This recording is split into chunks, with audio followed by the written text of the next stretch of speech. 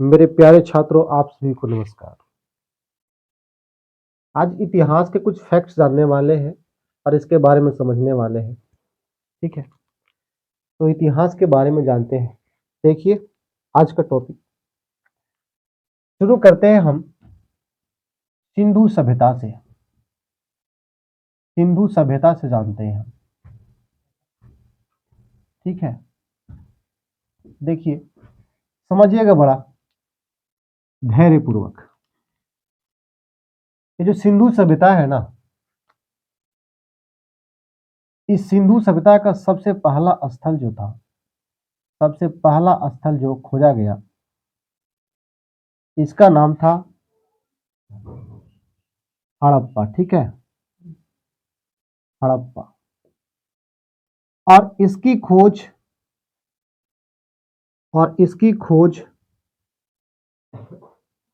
1921 ईस्वी में किया गया था। ठीक है, 1921 ईस्वी में किया गया था। और खोजकर्ता कौन थे? तो खोजकर्ता का नाम है दयाराम साहनी। ठीक है, इनके खोजकर्ता का नाम क्या है? दयाराम साहनी। तो सबसे पहला स्थल जो खोजा गया ना, वो हड़प्पा था। इसीलिए कभी कभी क्या कहते हैं ना कि हम सिंधु सभ्यता का जो कभी कभी नाम दे देते हैं ना, अन्य नाम, तो अन्य नाम हड़प्पा सभ्यता भी कर देते हैं। ठीक है, हड़प्पा सभ्यता कर देते हैं। अब हड़प्पा सभ्यता क्यों कहते हैं, कारण समझिए। हड़प्पा सभ्यता इसलिए कहते हैं ना क्योंकि सिंधु सभ्यता का सबसे पहले खोजा गया स्थल मेरा हड़प्पा था। तो इसीलिए सिंधु सभ्यता को हम हड़प्पा सभ्यता भी कहते हैं। लेकिन बात किया जाए कि खोजा गया इसका सबसे बड़ा स्थल क्या था? सबसे बड़ा स्थल, तो सबसे बड़ा स्थल का नाम है मोहन जोदाड़ो। ठीक है, मोहन जोदाड़ो सबसे बड़ा खोजा गया स्थल है। ठीक है, और इसकी खोज 1922 ईस्वी में किया गया था। और इसके खोजकर्ता कौन थे? खोजकर्ता थे आर.डी. बनर्जी, यानी कि राखलदास बनर्जी। ठीक है, सहमत है इतना से? चलिए, इसके खोजकर्ता थे राखलदास बनर्जी। और कुछ बात जानते हैं। हड़प्पा सभ्यता में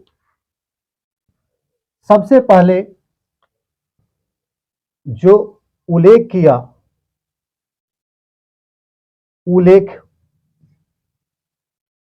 हड़प्पा टीला का किया गया था। हड़प्पा टीला, टीला मतलब एक उच्च स्थान होता है, तो इसी की बात करता है। तो सिंधु सभ्यता में उल्लेख सबसे पहले हड़प्पा टीला का किस व्यक्ति ने किया? तो व्यक्ति का नाम था चार्ल्स मैसन, है ना, चार्ल्स मैसन। इन्होंने सबसे पहले हड़प्पा टीला का उल्लेख किया था। और उल्लेख किया था तो कब किया था भाई? तो 1826 ईस्वी में किया था। ठीक है, ये सबसे पहले चार्ल्स मैसन ने हड़प्पा टीला का उल्लेख किया 1826 में। देखिए, मोहनजोदड़ो का अन्य नाम है, इसको अन्य नाम क्या है भाई? तो अन्य नाम है, पहला समझिएगा, इसको कहा जाता है मृतकों का टीला। मृतकों का टीला। अब मृतकों का टीला कहा जाता है इसको। ठीक है, इसको कहा जाता है सिंध का बाग कहा जाता है। ठीक है, ये हड़प्पा सभ्यता का उपनाम है। सिंध का बाग कहिए या मृतकों का टीला कहिए। ठीक है, यहां पे मोहनजोदड़ो में क्या था, यहां पे आपको क्या उपलब्ध है? तो सबसे बड़ा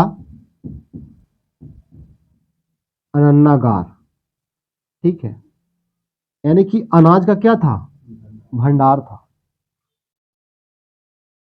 मोहनजोदड़ो में क्या स्थित है, स्नानागार है, ठीक है।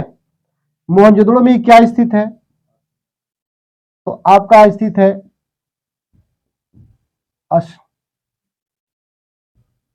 स्नानागार, ठीक है। ये स्नानागार क्या है, तो ये एक प्रकार का क्या है, तो कहिए कि सर ये तालाब है, क्या है, तालाब है, ठीक है ना, तालाब है। और इस तालाब का जो उपयोग होता था इस तालाब का यानी स्नानागार का, ये धार्मिक अवसर पर होता था। कौन से अवसर पर, धार्मिक अवसर पर होता था, धार्मिक अवसर पर किया जाता था। जिस प्रकार हम लोग धार्मिक अवसर पर यहाँ नदियों की घाटों को और देव जैसे महानगरी के तालाब को उपयोग करते हैं ना, उसी प्रकार यहाँ धार्मिक अवसर पर हम लोग तालाब का उपयोग किया करते थे, ठीक है। अब आगे कुछ बात जानते हैं। ये आपको दिख रहा है हड़प्पा और मोहनजोदड़ो, हड़प्पा और मोहनजोदड़ो, इन दोनों को सिंधु सभ्यता कहिए या हड़प्पा सभ्यता कहिए, इन दोनों को जुड़वा राजधानी कहा जाता है। क्या कहते हैं, जुड़वा राजधानी कहा जाता है। ये एक कॉन्सेप्ट है, ये एक डायग्राम है जिसके माध्यम से हम सारे चीजों को आपके रेटिना पे प्रतिबिंब बनाकर आपके मस्तिष्क में उतारने का प्रयास कर रहे हैं। अगर इन सारे चीजों को आप समझ गए और अपने मस्तिष्क में उतार लिए तो फिर इसको भूलना नामुमकिन हो जाएगा, आप इसको कभी भूल नहीं सकते हैं, ठीक है। तो हड़प्पा और मोहनजोदड़ो को जुड़वा राजधानी कहा जाता था, ठीक है। अब बात किया जाए कि जो हड़प्पा है ना, हड़प्पा ये किस नदी के किनारे स्थित था, तो कहिए कि सर ये रावी नदी के किनारे था। कौन सा नदी, रावी नदी के किनारे था।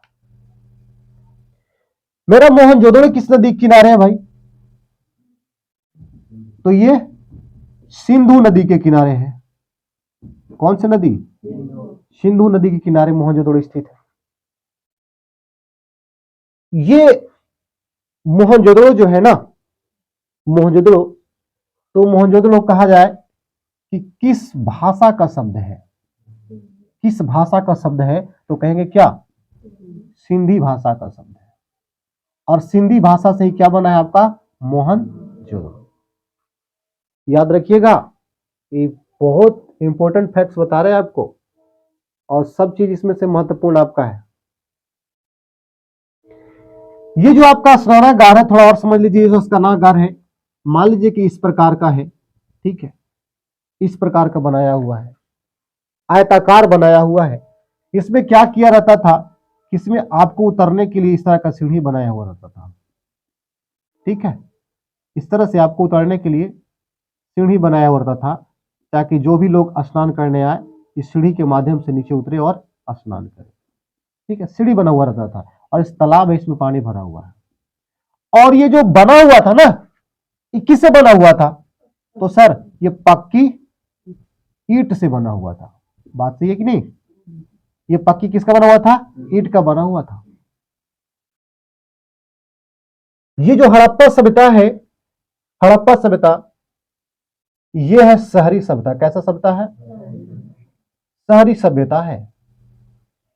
हड़प्पा सभ्यता आपका शहरी सभ्यता है, अर्थात नगर नियोजन था वहां पे, नगर पालिका की व्यवस्था थी वहां पे हड़प्पा सभ्यता में। हम लोग आज बात करते हैं कि हमारे यहाँ नगर पालिका है, ठीक है, हम शहर में रहते हैं, लेकिन आज की बात नहीं, ये 5000 साल पहले की बात बता रहे हैं, ठीक है, 3000 साल पहले की बात बता रहे हैं कि वहां शहरी सभ्यता था, पूरा वहां लोग शहरी जीवन बिताते थे। वहां की हड़प्पा सभ्यता की जो घरें थी ना, वो पक्की ईंटों का बना हुआ था, पक्की ईंट का बना हुआ था वहां की घरें। हम लोग आज जी रहे हैं तो आज मिट्टी का घर मिलता है, तो समझो कि कितना पहले था और कितना था। वहां पक्की सड़कें थी, जो हड़प्पा सभ्यता की सड़कें हुआ करती थी, जो हड़प्पा सभ्यता में बात किया जाए कि सड़क जो हुआ करता था, सड़क वो समकोण पर कटा हुआ होता था, समकोण पर, ठीक है। अब समकोण से क्या तात्पर्य है भाई, ये तो मैथमेटिक्स का चीज है। तो समकोण कहने का अर्थ क्या है ना, कि जो सड़क थी वहां पे, जरा देखिएगा, वहां पे जो सड़क थी, मान लिया जाए कि इधर से भी सड़क है, इधर से भी सड़क है, इधर से भी सड़क है, और इधर से भी सड़क है, यहां एक चौराहा है। समकोण कहने का मतलब कि हर एक सड़क जो 90 डिग्री के एंगल पर मुड़ती थी। आप बात समझिएगा। अब ये किस लिए था, इसलिए बनाया जाता था 90 डिग्री के एंगल पर, ताकि जब हवाएं तेज चले तो रोड ऑटोमेटिक साफ हो जाए। बात समझिएगा। अगर सड़कें चौड़ी हुआ करती थी, जब हवा चलती थी ना, तो वहां पे ऑटोमेटिक सड़कें क्या होती थी, साफ हो जाती थी। अगर नहीं बना समकोण, अगर रोड सीधा नहीं हुआ, ऐसे ऐसे रहा, वक्र मतलब मुड़ा हुआ रहा, इस तरह का रहा, तो सड़क कभी साफ नहीं हो सकता है, ठीक है। तो वहां बहुत दिमाग से लगाकर सड़क बनाया गया था कि किस तरह बनाए कि वहां की सड़कें साफ हो जाए, तो समकोण पर बनाया जाता था वहां सड़कें। कहां, हड़प्पा सभ्यता की हम बात कर रहे हैं। अब कभी कभी बात पूछता है कि सिंधु सभ्यता यानी हड़प्पा सभ्यता है ना, किस युग की सभ्यता है, तो हम बोलते हैं कांस्य युग। कांस्य युग बोलते हैं, कभी कभी कांस्य युगीन लिखा हुआ रहता है, दोनों का अर्थ एक ही है, ठीक है ना। तो हड़प्पा सभ्यता कैसी सभ्यता है, कांस्य युगीन सभ्यता है। समझ में आ रहा है ना बात। देखिए, अब ये जो कुल मिलाकर बात हमने बताया, इस सब के सब इंपॉर्टेंट है बात। अब सिंधु सभ्यता का जो विकास हुआ था ना बाबू, इसका जो विकास हुआ था, तो इसका विकास किस नदी के तट पर हुआ था, तो कहे कि सर इसका विकास हुआ था सिंधु नदी के तट पर, इसी नदी के किनारे हुआ था। कभी कभी बात आता है कि बताइए कि सिंधु सभ्यता के विनाश के पीछे का कारण क्या है, तो सिंधु सभ्यता के विनाश के पीछे कारण बहुत सारे हैं। पहला बात क्या है, पहला बात तो सबसे पहले बात होगी कि बाढ़ आ जाएगा भाई। सिंधु नदी के जो निचले पैदान हुआ करते थे, मान लो कि कोई नदी है, ये नदी है, ये नदी है, ठीक है, ये नदी है, और नदी के इस किनारे में नीचे में स्थित है सिंधु सभ्यता। बांध टूटेगा, सारा पानी डूब जाएगा सर की ओर, वही वह विनाश के कारण बना। उसके बाद सुखाड़ भी बन गया कारण इसका, पर्यावरण कारण इसका बन गया। और कारण क्या बना कि सिंधु सभ्यता को राजाओं का संरक्षण प्रदान नहीं हुआ। संरक्षण का मतलब समझते हैं, कोई देखरेख करने वाला नहीं मिला, बर्बाद हो गया। और क्या कारण हुआ, तो और इस प्रकार का कारण हुआ कि वहां पे आक्रमणकारियों ने गया, बाहरी देशों से आक्रमणकारी आए, और आने के बाद क्या किए, आक्रमण कर दिए, उसमें भी तहस नहस हो गया। अब मुख्य रूप से बात किया जाए, कुछ और बातें जो थोड़ा बहुत समझा देते हैं आपको। देखिए, बात क्या समझिएगा, कभी कभी आता है क्या ना कि सिंधु सभ्यता में जो मुहरे चला करती थी, मुहरे जिसको हम लोग रुपया बोलते हैं। अब भाई बात किया, जो सिंधु सभ्यता की भाषा कैसी थी, भाषा, लिपि क्या थी, लिपि, भाई भाषा लिपि वहां होता है जहां लोग लिखना जानते हैं ना, पढ़ना जानते हैं ना, तब होता है। अब यहां का था ना कि सिंधु सभ्यता का जो लिपि था क्या था, भाव चित्रात्मक था। कैसा लिपि था सिंधु सभ्यता का, भाव चित्रात्मक था। अब भाव चित्रात्मक था इसका लिपि। देखिए समझिए, लिपि के बारे में लिख रहे हैं यहां पे, लिपि क्या था, तो भाव चित्रात्मक। अब भाव चित्रात्मक करने का मतलब क्या था, कि अपने भाव को चित्र द्वारा प्रकट करना भाव चित्रात्मक कहलाता है। तो जो वहां के लोगों के मन में विचार थे, वो चित्र के माध्यम से कभी क्या करते थे, कभी जो मन के होते थे उस पर गढ़वा देते थे, पत्थरों पे गढ़वा देते थे, लिखवा देते थे, सिक्कों पर लिखवा दिया करते थे चित्र के माध्यम से। तो वहां की लिपि थी भाव चित्रात्मक। बोले क्या वहां के लोग पढ़ना जानते थे, तो जी नहीं। वहां व्यापार होता था, तो जी होता था। शहर भाई, शहर का व्यापार हो भी करेगा। अब इसी में सिंधु सभ्यता में एक शहर था चरहुद्रो, वहां कहा गया है कि महिलाओं के श्रृंगार का सामान मिला है चरहुद्रो से, जैसे कि लिपस्टिक सबसे पहले मिला। बताइए, आज से 10 साल पहले लिपस्टिक के बारे में सुने नहीं थे, अभी कह रहा है कि आज से 4 साल पहले लिपस्टिक चलता था। सोचने वाली बात है कि नहीं। तो हमसे ज्यादा पहले विकास था, और पहले के लोग ज्यादा जानते भी थे। ये बात स्पष्ट है कि नहीं है? इतना बात समझ गए आप? तो उम्मीद करते हैं जितने भी लोग इस वीडियो को देखेंगे सबको समझ में आएगा ये, ठीक है ना। और ये अभी छोटा सा ट्रेलर है, इसके आगे का पूरा पिक्चर बाकी है। तो आप मेरे साथ बने रहें, और यदि आप आर्ट्स का स्टूडेंट हैं तो एक बार जरूर संपर्क करें। मिलते हैं अगले वीडियो में, तब तक के लिए जय हिंद, जय भारत।